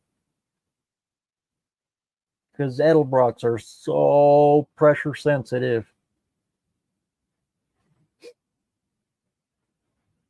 Speaking of carburetors, at that car show, I think I did my fastest ever carb fix. Guy in a 60, I think it's 64, 65 Chevelle. It's got the 427 in it. Nice, beautiful car. It was just, well, let me just say, it's one of those resto jobs that Uncle Tony and Kiwi would have a good time with. and it would be a good one for them to roll with. Yeah, he kind of got took. Well, the body work and everything on it is pretty good. But the guy that restored this car, restored it, had absolutely no idea how to do anything mechanical. He's had so many mechanical issues with that 429 in there. Anyway, said it's backfiring, running rich. It's just not running right. So he asked me to come over and take a look at it. Again, I've known this guy a couple of times around town. I see him at every once in a while. He'll bring that car out to one of the shows, and he's always got a new problem with it.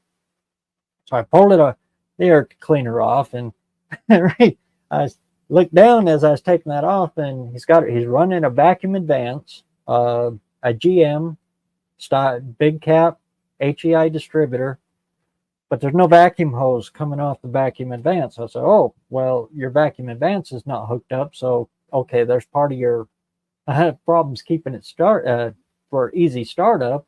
You got no vacuum advance. It's not hooked up. You're running totally on the mechanical. So I went, pulled the air cleaner off, and sure enough, it's there. There's no plug. They just forgot to put the hose on, the vacuum hose on. So I showed him where to hook it. I'm one up here at our altitude and everything. Generally speaking, for just the general drive around town guys, we hook the vacuum advance up to manifold. Just makes them easier to start for everybody. They're not out drag strip ripping. They're just idling these cars around up to speed limit and stuff like that. They're not racing or anything. So we always hook to manifold on the vacuum advance. Just makes them boom, start right up. Okay, they're more than happy with that.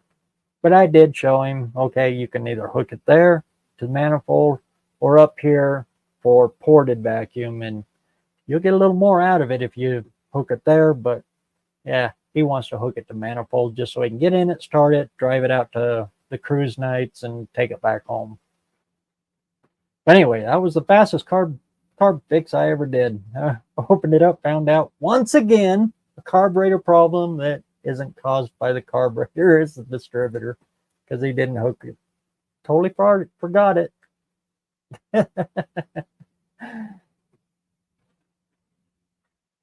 But one of the bad things about it, though, it had backfired a couple of times. And I said, ooh, it's a Holly. All of you guys that run Hollies know what a backfire will do. I said, you might want to stop at O'Reilly's and pick up another power valve.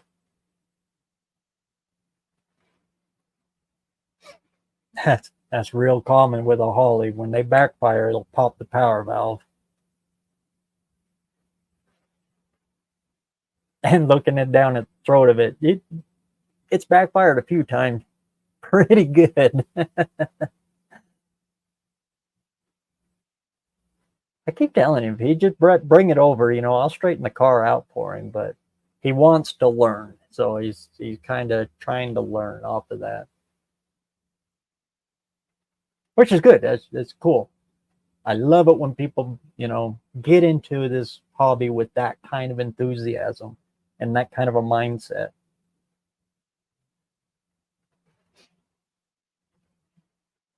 Of course, I'd probably do better if I just kept my mouth shut, because he wanted to buy one of my carburetors.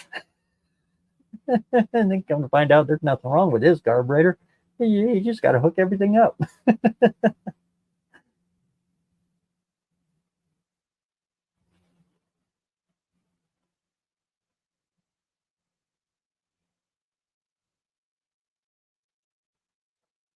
Just because the signal changes doesn't make it more. Oh yeah, I know.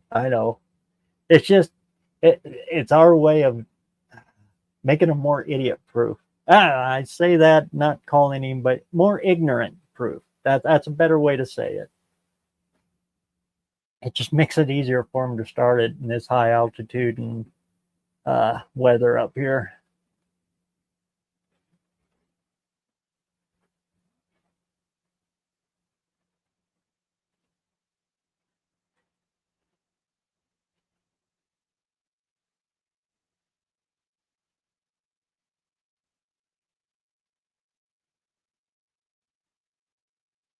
Oh, well, thanks for stopping in, Mama M. You're always half pint to me. Good seeing you tonight, Colleen. Sleep well.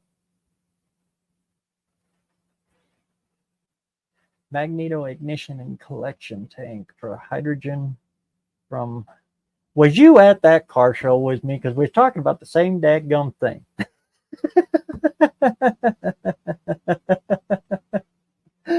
Oh, yeah.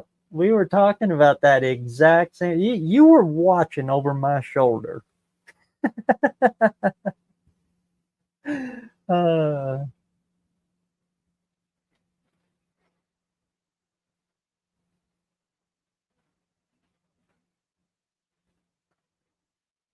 Because our neighbor, like I was saying in one of my lives here quite a while ago, he did make a car run on aluminum. From the, like you said, the ammonium nitrate separates the aluminum, breaks down the aluminum, causes hydrogen gas, and he was capturing that. And he did make a little 70, 78, 77 little Honda Civic run on it, but it didn't make enough horsepower to pull itself up the driveway. He considers it a failure. Every time you ask him about it, he says, "Quit bringing that thing up. It didn't work. It did run. It just didn't make enough horsepower." But yeah, we were talking about this same kind of stuff this weekend.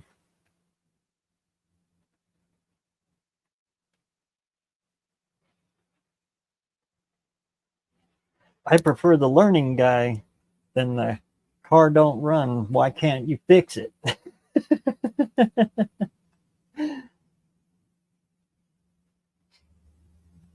Yeah, and he's a really cool guy.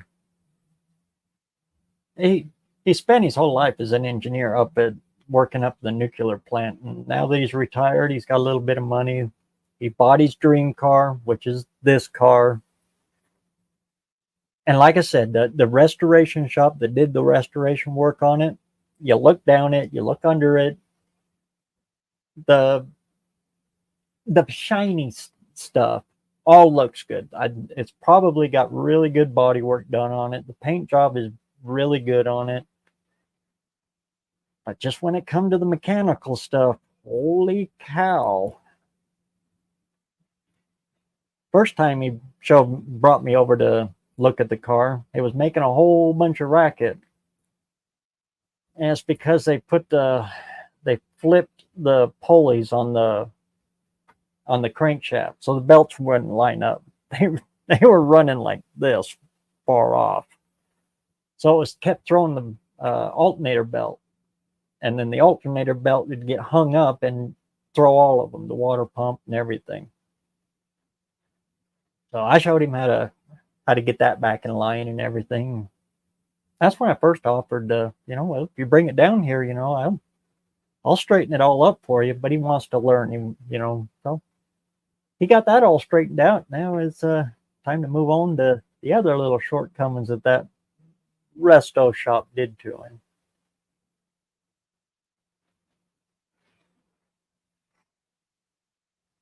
And by and large, that's all of the resto jobs that I've seen. Even the, well, there's some that are just absolute complete hack.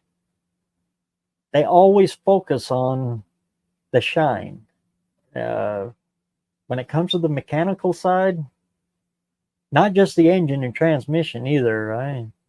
Pinion angles, Mustang 2 front end swaps. Holy cow, I've seen some downright dangerous ones of them. Setting those up with reverse caster. Good Lord. Guy says, hey, this car is kind of all over the road. You get in it and you drive it just 10, 20 feet, and holy cow, yeah. That's dangerous, scary stuff. Just shortcomings that auto body guys don't ever have to deal with.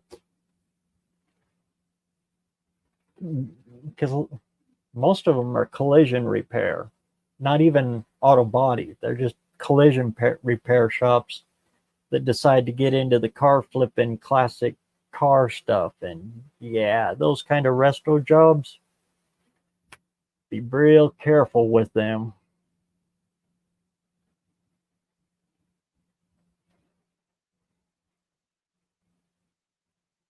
Seen drive lines fall out.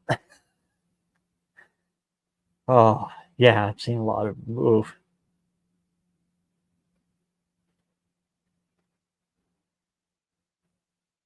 Step on the front bumper and jump up and down a couple of times on them, and you look at the steering wheel as you do it, and that steering wheel goes whoom, whoom, whoom as you're jumping up and down. Yeah. Trailer that sucker to a good shop.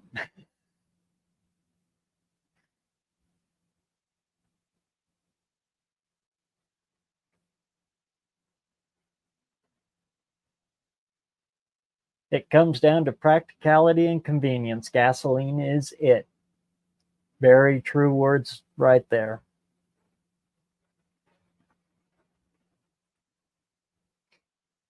Kind of does it all, but you see the price and the time it takes to get there.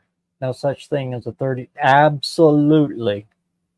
Prime example, that restoration shop that I worked for, he had two Toyota Land Cruisers in early 70s Toyota Land Cruisers that a doctor had brought to him, and he wanted completely restored, and they were, all of them are completely rusted out POSs.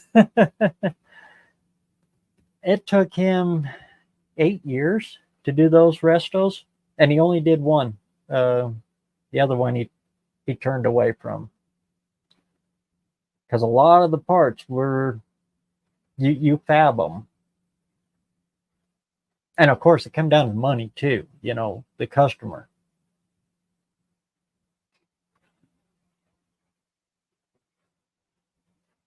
But easy on a frame off restoration. Oh yeah, that's a year. That's easy, a year full project. Put a car on a rotisserie, take it completely apart and replace everything.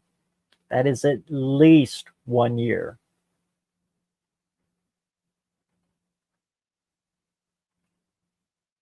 And that's daily. I mean, that's really pushing hard.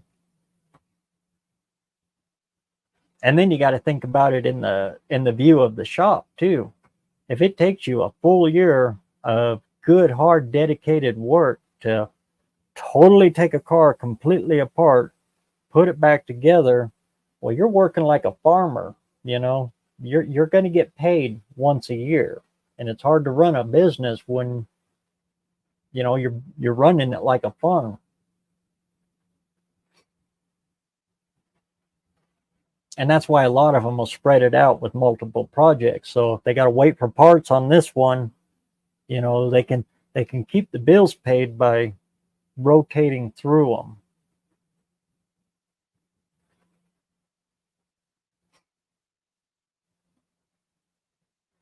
Fantasy Island is a better place. Yep.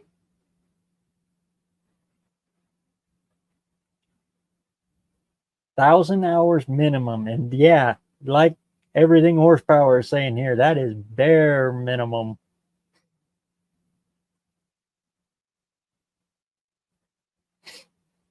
I wish Rex would have done that. He would take a lump sum down in the beginning to cover parts, but then he would wait until it was all done to settle up. It's tough. But I will say this about working in the resto business, as opposed to daily drivers. When you're doing something to somebody's toy, something that they want, instead of a tool that they need, like their daily driver, that, well, let's face it, most people could give two craps about their daily. They just need it and they need to get to work with it. When you work with their toys, they're generally a little more eager to pay you. Let's put it that way. When it comes to their dailies, oh man, they'll try to cheap you as many ways as they possibly can on that. Not saying it doesn't cross over, and there are those people out there that will try to get it any way they can. But by and large, when you're playing with somebody's toy, they're usually a little more flexible on paying you, and with their wallet when it comes time to pay. Oh, and by the way, everything horsepower, everybody go check out his channel. He's got some really good ones that he just laid out.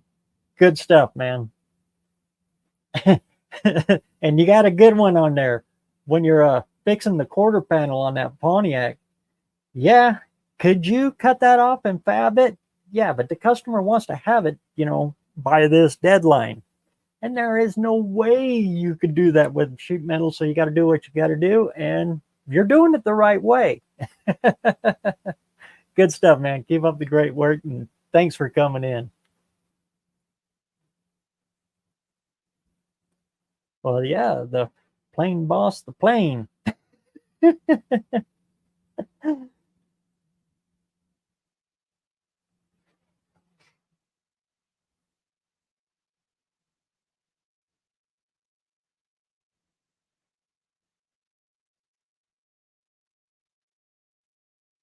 I didn't. Did y'all see where Izzy Pat, Lucy's daughter, passed away? I didn't.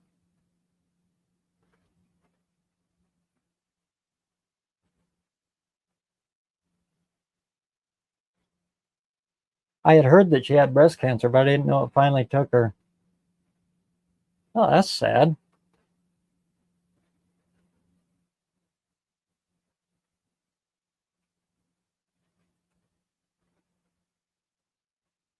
The customer on the Pontiac is my son's friend, and it's a real budget deal. No, but it's cool you put that out because, this is real world, real budgets. And sometimes you got to do what you got to do with the budget that you have and the time frame that you had. Exactly the way you said it, man. And it works.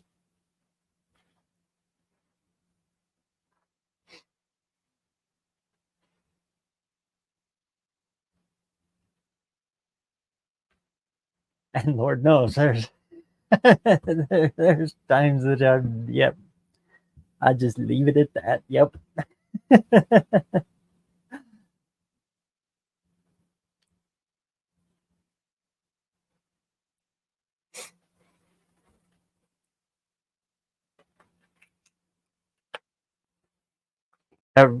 With my boss Rex, he still runs his resto shop. He does very good work. But when he does collision work, he does collision work. When he does his resto work, he does his resto work. That's an easy way to say it, right there.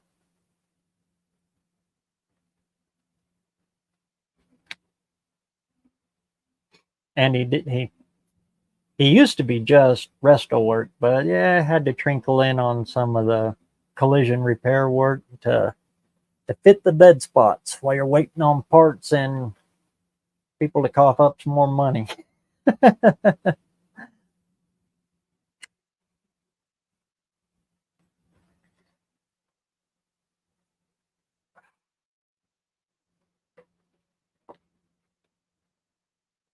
One of these days I got to get over and talk to him.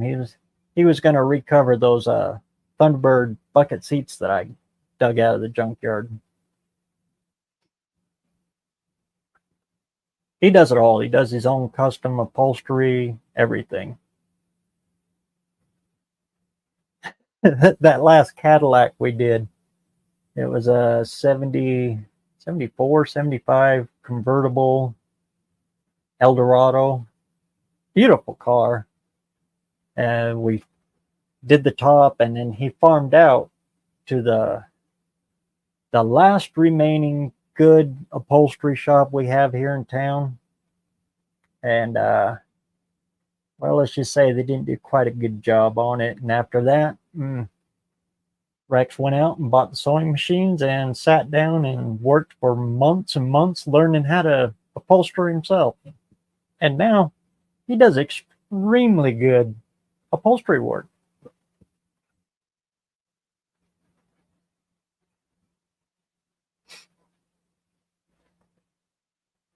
So he does his own paint work, his own upholstery work.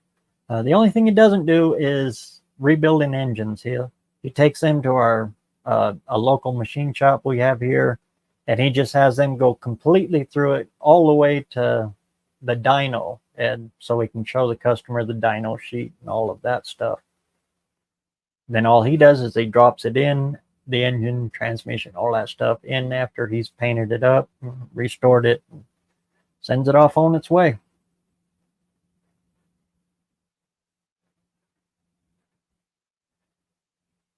That's what he used to have me there to do, is to do all the grease stuff.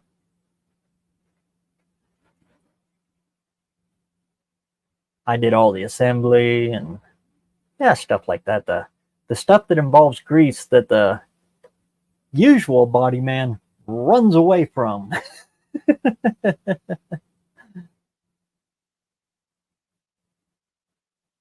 Boy, you want to know how to get into a whole lot of trouble in a painting shop, is to take a can of PB Blaster and go, yeah, boy, that'll get you in big time trouble.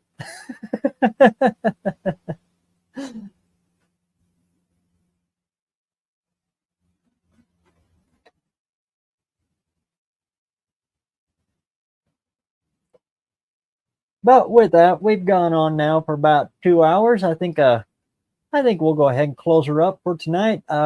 Thanks a million for everybody joining in, and stay tuned, because John Wilburn is going to do a special pop-up live for another of our 500 alumni that is crossing over, or he's very, very close. So if you want to watch somebody make their 500 sub requirement live in action, check out John Wilburn's live that'll be coming on shortly this week. I forget what time, but just pop open John Wilburn's channel and look for the next live.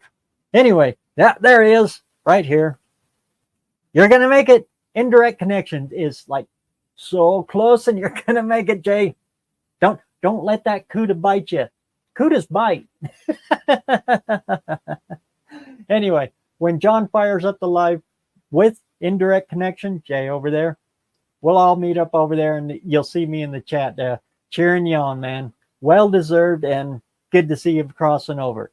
Everybody else who participated in the chat, indirect connection, thanks a million for coming in. Old Man in the Shop, Mopar Nut 65, Eric over in Norway, everybody. I know I'm going to leave a whole bunch of you out, but thanks for coming in this week, and I will try something a little different for next week that maybe might help you all out, or I don't know. We'll figure something out. Thanks a million for coming in tonight, and remember, get out there and keep the metal hot. We'll all stay a little bit sane somewhere, and we'll see you over at John's place cheering indirect connection on as he crosses over his first milestone. Thanks for coming, and we'll see you next week.